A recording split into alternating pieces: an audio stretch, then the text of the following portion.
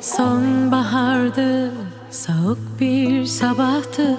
Gördüm seni, bana yakın gözlerini. Ne zamanı ne beni hiç anlamadın. Neydi bu sendeki hayatın rengi? İlk tanışmamız, ilk bakışmamız hala çıkmadı aklımdan. Şimdi ne oldu, böylece bitti ama bendeki aşkın bitmedi. Susuyorum, çok yalnız kaldım işte, duruyorum.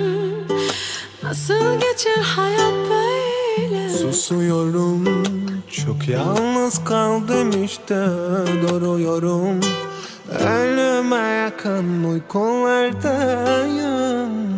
Gel, gel, gel, gel, çok özledim. Gel, gel, gel, çok çaresizim. Gel, gel, gel, böyle bitmesin. Gel, gel, gel.